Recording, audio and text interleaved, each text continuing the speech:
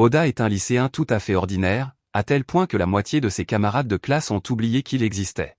Il passe la plupart de son temps à lire seul des romans isekai, et s'il est toujours seul, ce n'est pas parce qu'il est victime d'intimidation ou quoi que ce soit d'autre, mais simplement parce qu'il préfère ainsi.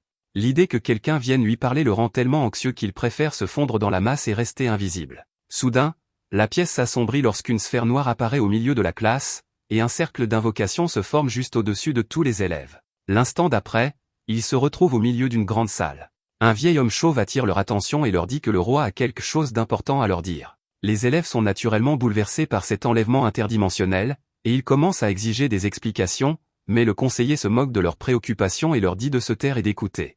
Une fois le silence revenu, le roi prend la parole et se présente comme Morgan, souverain du royaume de Reddy. Il leur explique que le royaume est attaqué par des démons et que seul le pouvoir d'un héros venu d'un autre monde est assez puissant pour vaincre le seigneur démon. Après avoir entendu ces mots, Oda se rend compte que c'est exactement le même scénario que dans tous les romans isekai qu'il a lus, et il commence en fait à se réjouir un peu. Le conseiller déclare alors qu'il est temps d'identifier le héros parmi eux, et invite tout le monde à poser la main sur cette boule de cristal afin qu'ils puissent inspecter leur statut. Le premier à s'avancer est Desuke. Il s'approche de la boule et on lui demande de prononcer le mot « statut » pour afficher ses statistiques. Il espérait être le héros, mais il s'avère qu'il n'est qu'un dresseur d'animaux avec une puissance moyenne de 450.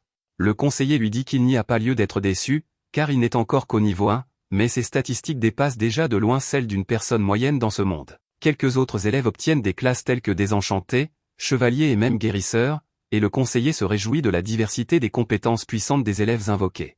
Il informe également les élèves qu'ils peuvent ouvrir une fenêtre de statut personnel en disant « statut » de leur propre chef, et lorsqu'Oda l'essaie, il découvre qu'il est un assassin. Cela ne le surprend pas vraiment compte tenu de sa personnalité, mais ce qui l'inquiète, c'est que ses statistiques sont anormalement élevées. Auparavant, Desuke avait des statistiques d'environ 450, et le conseiller avait déclaré que c'était déjà bien supérieur à la moyenne dans ce monde, mais les statistiques d'Oda sont de 1800.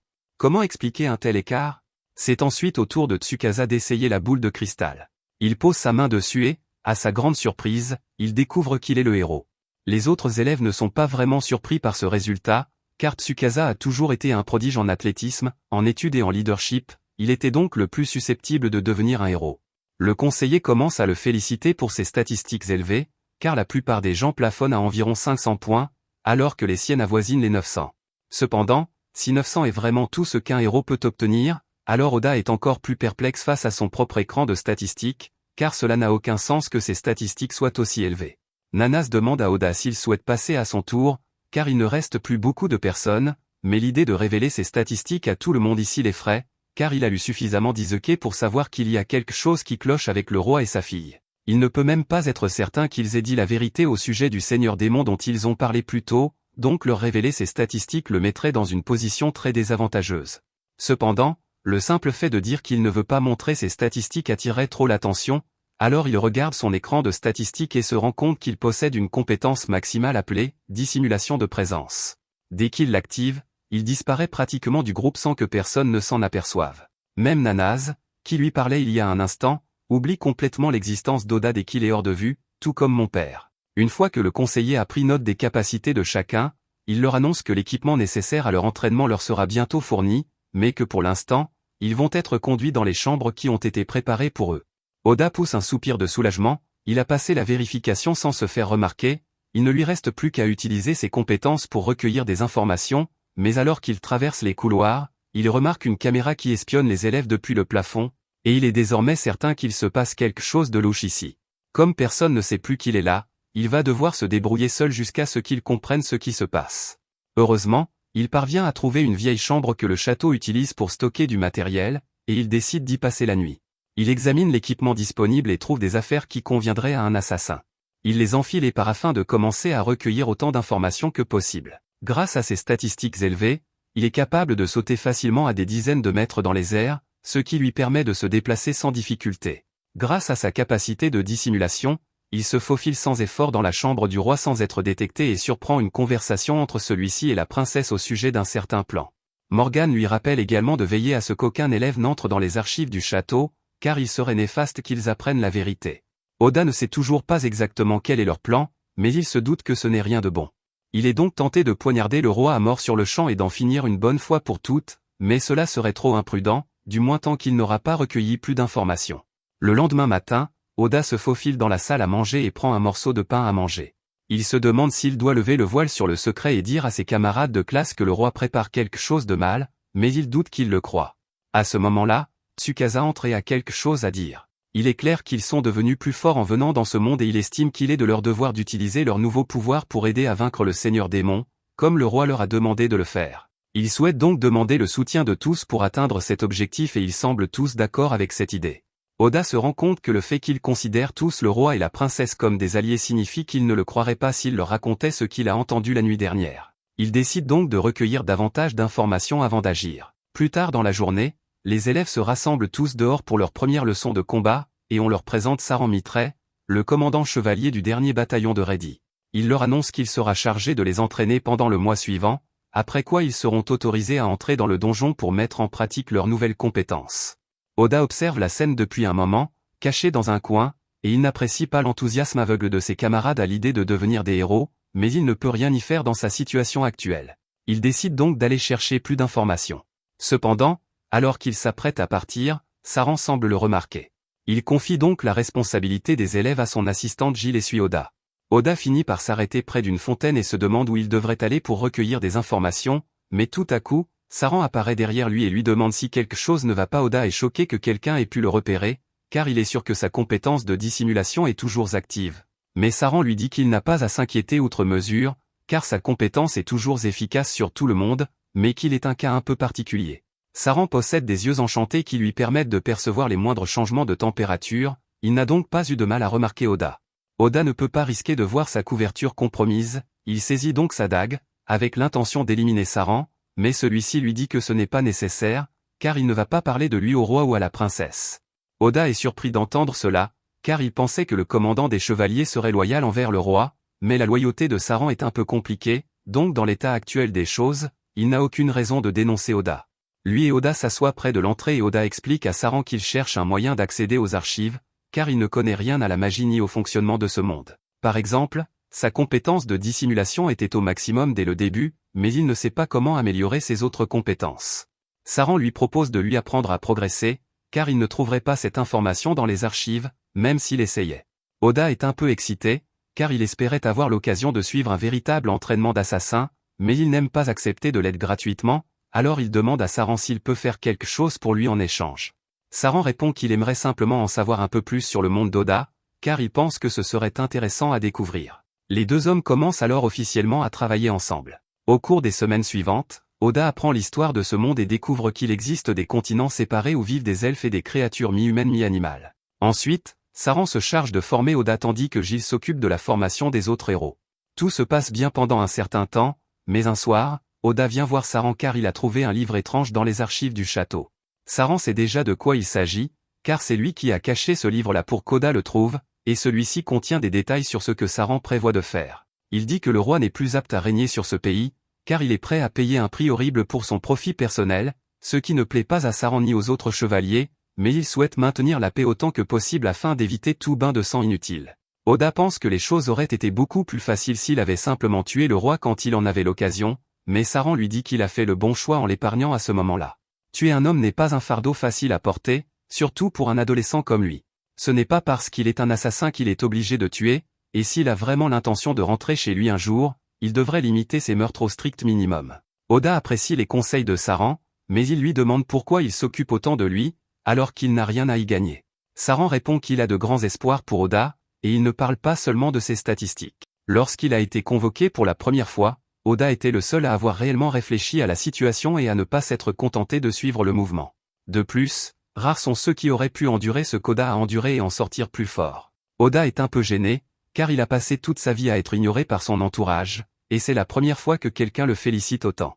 Saran est heureux de l'avoir rendu heureux, mais il a une faveur à lui demander, car il aurait vraiment besoin d'aide pour le coup d'état qu'il prévoit, et Oda répond qu'il va y réfléchir. À la fin du mois, l'entraînement des héros est enfin terminé, et il est temps pour eux de descendre dans le donjon, mais alors qu'ils défilent dans les rues, Oda remarque quelqu'un qui les observe du coin de l'œil, et il se demande pourquoi elle éprouve une telle animosité envers les héros. Il se faufile donc derrière elle pour lui poser la question. La jeune fille est surprise par l'apparition soudaine d'Oda, mais il lui assure qu'il ne lui veut aucun mal. Il veut simplement savoir pourquoi elle semble si hostile envers les héros alors que tous les autres semblent les soutenir. La jeune fille lui demande s'il ne sait vraiment pas ce que le royaume doit sacrifier pour les invoquer ici, mais c'est la première fois qu'Oda entend parler d'un sacrifice, il ne comprend donc pas de quoi elle parle. Elle aurait pu facilement lui dire de quoi il s'agissait, mais au lieu de cela, elle dit à Oda qu'il devrait trouver la réponse par lui-même, car ce ne sera pas la dernière fois qu'ils se verront. Alors que le groupe s'enfonce dans le donjon, il est contraint de se frayer un chemin à travers un important groupe d'orques, mais peu importe le nombre qu'il tue, il en apparaît toujours davantage. Tsukasa suggère qu'ils battent tous en retraite pour l'instant, et Saran accepte, estimant qu'ils ont suffisamment progressé pour aujourd'hui. Il utilise alors son épée divine pour ouvrir un passage vers la sortie et ordonne à tout le monde de courir aussi vite que possible. Cependant, après avoir franchi la porte, ils se retrouvent acculés par encore plus de monstres, et leur chance de s'échapper semble mince. C'est alors que Tsukasa se souvient qu'avant leur départ en mission, la princesse lui avait donné une bombe fumigène spéciale qui, selon elle, effraierait les monstres. Il décide donc de tenter le coup et la lance sur les orques, mais à sa grande horreur, la bombe fumigène transforme l'ORC en un minotaure bien plus puissant que tout ce qu'ils ont affronté jusqu'à présent. Lorsqu'Oda et Gilles arrivent, le groupe est déjà sur le point d'être vaincu. Oda passe alors à l'action et tente de poignarder le monstre dans la nuque, mais sa peau est bien trop résistante pour être transpercée et son épée se brise sous l'impact. Oda est contraint de battre en retraite et trouve Tsukasa agenouillé sur le sol, le bras cassé. Il est en pleine crise de nerfs, car il ne supporte pas de ne pas être assez fort pour vaincre le Minotaure tout seul. Oda sait que Tsukasa a un sens aigu des responsabilités, mais il n'a jamais été du genre à s'effondrer sous la pression comme ça, alors il a l'impression que quelqu'un lui a fait quelque chose. Il demande au désenchantateur du groupe d'essayer de lui jeter un sort de malédiction pour voir ce qui se passe, et comme prévu, les restes d'une malédiction flottent au-dessus de sa tête. Quelqu'un a donc clairement planifié toute cette attaque, et Oda a une bonne idée de qui en est l'instigateur. Pendant que la malédiction de Tsukasa est dissipée, Oda dit à Saran qu'il prévoit d'essayer sa nouvelle compétence. Saran lance alors un éclair sur le Minotaure, et tandis que celui-ci est électrocuté, Oda active sa magie de l'ombre. Des vrilles sombres commencent à émerger de l'ombre avant de transpercer le Minotaure là où il se trouve. Une fois qu'il a été immobilisé, Oda commence à l'attirer dans l'ombre jusqu'à ce que son corps entier soit dévoré, ne laissant que sa tête derrière lui. Cependant, bien qu'il ait réussi à tuer le Minotaure, il ne maîtrise pas encore totalement ses pouvoirs d'ombre, et il commence à lutter pour les empêcher de devenir incontrôlables. Heureusement, Saran vient à son secours pour l'aider à rester calme jusqu'à ce qu'il parvienne finalement à retirer les vrilles. Une fois le combat terminé, tout le monde retourne au château et Saran félicite Oda pour le succès de sa mission. C'est grâce à lui que tout le monde a pu rentrer sain et sauf, mais si son pouvoir d'ombre est incroyablement puissant, il lui coûte également très cher, alors Saran dit à Oda d'éviter de l'utiliser sauf en cas d'absolue nécessité. Il dit à Oda qu'il a un cadeau pour lui et lui tend un katana. Il explique que la lame a été forgée par le premier héros invoqué il y a plusieurs siècles, et Oda lui en est reconnaissant, mais il se demande pourquoi Saran la lui donne à lui plutôt qu'aux héros actuels, Tsukasa. Saran explique que Tsukasa a déjà reçu l'épée sacrée pour l'utiliser au combat. De plus, le roi remarquerait certainement que quelque chose cloche s'il voyait Tsukasa brandir le katana, car Saran l'a en quelque sorte volé dans l'armurerie royale. Oda comprend, alors il accepte le katana, et il trouve cool de pouvoir utiliser la même épée que l'ancien héros. Mais en parlant de héros, il se souvient que la situation avec Tsukasa ne s'est pas améliorée.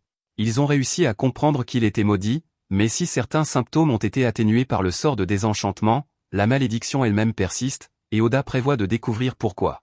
Plus tard dans la nuit, Oda se faufile dans la chambre de la princesse et la surprend en train de renforcer la malédiction qui pèse sur Tsukasa à l'aide d'un cristal magique afin de le transformer en marionnette. Mais avant qu'elle n'ait pu terminer ses sorts, Oda passe à l'action et coupe le cristal en deux.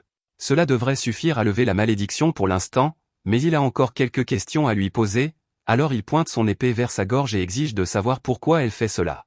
La princesse répond froidement que tout ce qu'elle fait, c'est pour le bien du roi, alors il lui demande pourquoi elle suit ses ordres, mais en y regardant de plus près, il remarque qu'il n'y a pas une seule pensée originale derrière ses yeux.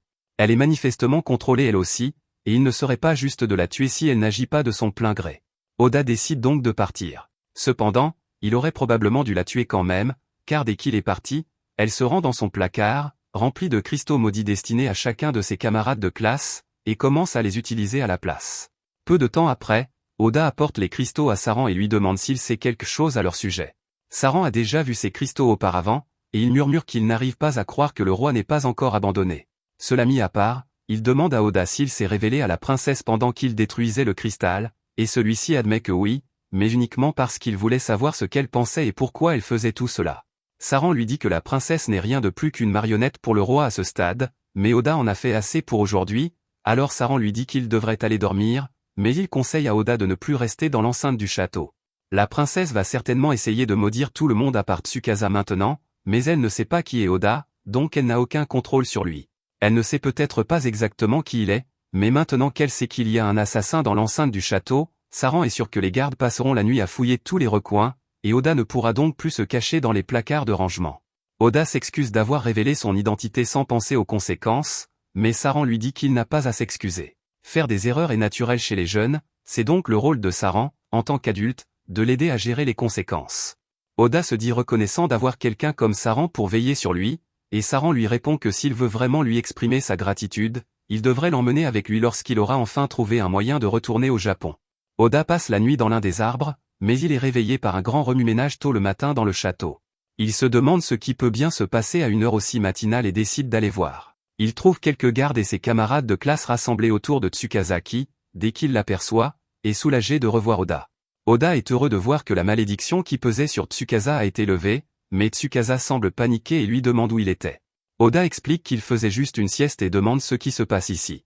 Il s'attendait à quelque chose de banal, mais à sa grande horreur, il trouve le commandant Saran gisant sur le sol, une dague plantée dans la poitrine. Oda s'effondre et demande qui a bien pu faire une chose pareille, mais soudain, tous ses camarades de classe se retournent contre lui, l'accusant d'être le meurtrier.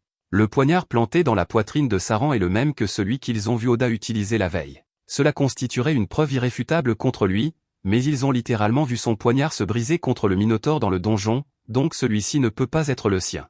Malgré tout, ses camarades de classe affirment tous qu'il est trop suspect, car il disparaît et réapparaît quand bon lui semble. Oda se rend compte que la princesse a dû réussir à jeter un sort à tous ses camarades de classe pour qu'ils agissent ainsi, et que le seul qui reste normal est Tsukasa.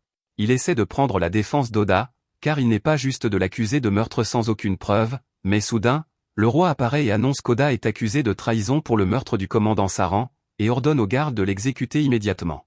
Oda voit un sourire illuminer le visage de la princesse et, à cet instant, il comprend qu'il est victime d'un complot et qu'aucune explication ne suffira à le sortir de cette situation. Alors que les gardes s'apprêtent à le poignarder, il active son pouvoir de dissimulation et disparaît, ce qui pousse le roi à ordonner à ses hommes de se disperser et de le rechercher partout. Pendant ce temps, Oda se faufile près de Gilles, car il sait qu'il est digne de confiance. Une fois qu'il a attiré son attention, il apprend que les véritables coupables de la mort de Saran sont les assassins personnels du roi et qu'ils vont maintenant s'en prendre à Oda, qui va donc devoir prendre la fuite. Gilles explique que Saran avait anticipé une telle situation et avait donc préparé à l'avance un sac de provisions pour Oda.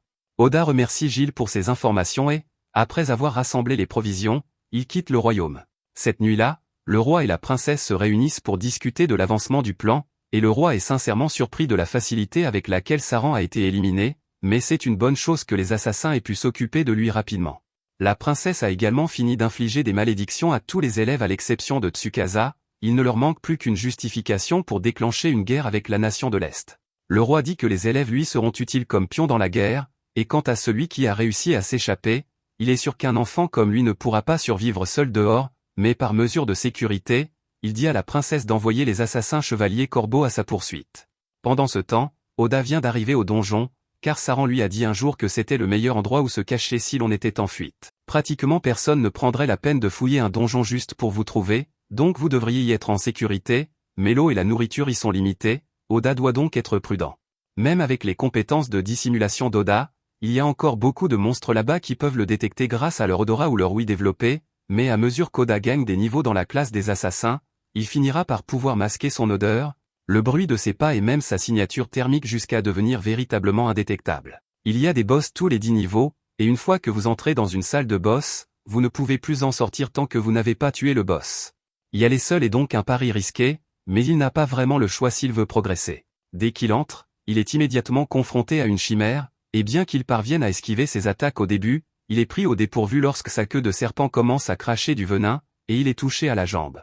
À cause de cette blessure, il ne peut plus se déplacer aussi rapidement qu'avant, et la chimère parvient à lui transpercer le dos avec ses griffes. Mais alors qu'elle s'apprête à l'achever, Oda décide d'utiliser son atout et lance un sort d'ombre pour anéantir complètement la chimère. Il réussit à vaincre le premier boss du donjon, mais les blessures qu'il a subies, combinées à l'épuisement causé par l'utilisation du sort d'ombre, le laissent dans un état critique. La compétence de l'ombre détecte que son maître risque de mourir, alors pendant qu'Oda est encore inconscient, elle passe automatiquement du mode attaque au mode récupération et commence à soigner ses blessures. Pendant ce temps, au château, Tsukasa vient de demander à tout le monde de quitter le château avec lui.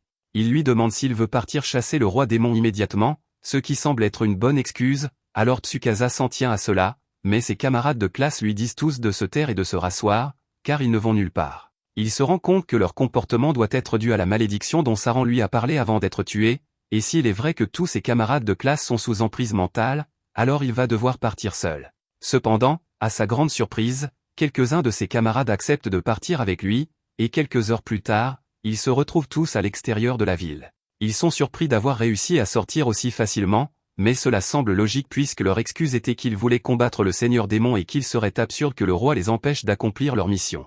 Cela mis à part, Tsukasa se demande pourquoi les autres ont choisi de se joindre à lui alors que tout le monde refusait même d'y songer. Yuki lui répond qu'elle pense que personne ici n'est actuellement affecté par la malédiction de la princesse. Asaina ajoute qu'il pense que ses actions ont peut-être contribué à les libérer de la malédiction, car même s'il ne sait pas exactement pourquoi il l'a fait, il a des souvenirs flous de s'être faufilé dans la chambre de la princesse et d'y avoir brisé un tas de cristaux. Nous découvrons plus tard que c'est Gilles qui en est responsable, car il a utilisé son pouvoir de manipulation pour prendre le contrôle du corps d'Asaina afin de briser la malédiction, et même s'il n'a pu libérer que quelques élèves, il est heureux d'avoir réussi à exaucer le dernier souhait de Saran. Alors que le groupe quitte le royaume, Asaina se dit qu'il doit trouver un moyen de renouer avec Oda. Il regrette de ne pas avoir essayé de le retrouver alors qu'il était encore caché dans le château, et malgré le fait qu'il ait été maudit, il se sent très mal de ne pas avoir pris la défense de son ami. La plupart des élèves de la classe ne parlaient pas beaucoup à Oda, mais un jour, en rentrant de l'école, Asaina est tombée par hasard sur Oda qui travaillait dans le bâtiment. C'était la première fois qu'ils se rencontraient en dehors de l'école, et Oda lui a demandé de garder son travail secret, car il ne voulait pas que sa petite sœur l'apprenne. Asaina a promis de garder le secret, car il sait ce que c'est que de s'occuper d'une petite sœur, et il se trouve que leurs deux sœurs étaient meilleures amies, ils ont donc bien ri de cette coïncidence. Pendant ce temps, dans le donjon, Oda vient de reprendre conscience et, pour une raison quelconque, il se souvient avoir rêvé du jour où il a rencontré Asaina. Il espère vraiment qu'Asaina va bien, et il est tout aussi inquiet pour sa mère et sa sœur restées au Japon, mais après s'être inquiété, il se rend soudain compte qu'il ne souffre pas atrocement, même si le chimère lui a griffé le dos. Il consulte son écran d'état et constate que ses statistiques ont beaucoup augmenté depuis qu'il a vaincu la chimère, mais cela n'explique pas pourquoi ses points de vie sont presque au maximum malgré tous les dégâts qu'il a subis pendant le combat. Il remarque également que sa compétence de magie de l'ombre est désormais au niveau 3, et il ne comprend pas comment elle a pu augmenter autant après une seule utilisation, mais il n'a pas le temps d'y réfléchir. Il décide donc de continuer à avancer. Plus bas dans le donjon, il finit par tomber sur une boue géante, et après l'avoir ouverte, il trouve une jolie elfe à l'intérieur. Il pense que c'est l'occasion idéale d'essayer l'une des nouvelles compétences qu'il a acquises en passant au niveau supérieur, l'œil du monde. Il active la compétence et, d'un seul coup, toutes les informations sur la vie de la jeune fille affluent dans l'esprit d'Oda, mais c'est beaucoup trop pour lui et il annule la compétence à mi-chemin. La jeune fille n'a plus que 2% de ses points de vie, alors Oda la porte jusqu'au 69e étage et la pose près d'une mare d'eau pour qu'elle puisse se reposer. Elle se réveille plus tard et Oda lui donne de l'eau à boire pour qu'elle se sente mieux. Il dit à Amelia qu'elle devrait dormir davantage pour pouvoir récupérer correctement, mais elle répond qu'elle a trop faim pour dormir, alors il lui prépare un porridge bien épais.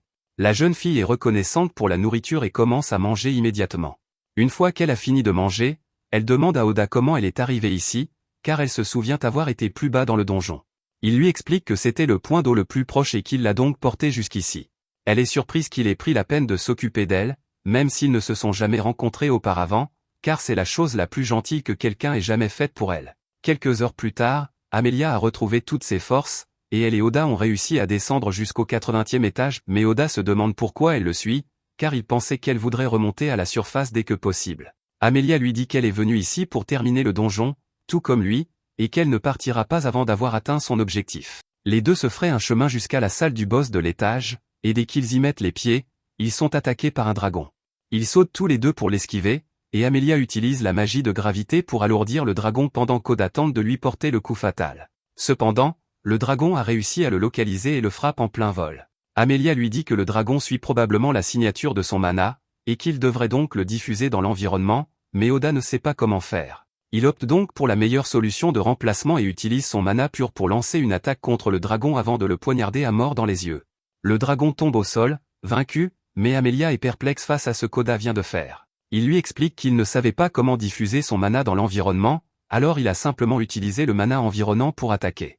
Amelia est stupéfaite d'apprendre qu'il est capable d'une telle chose, mais avant qu'elle ne puisse lui demander plus d'informations, le cadavre du dragon se met soudainement à briller.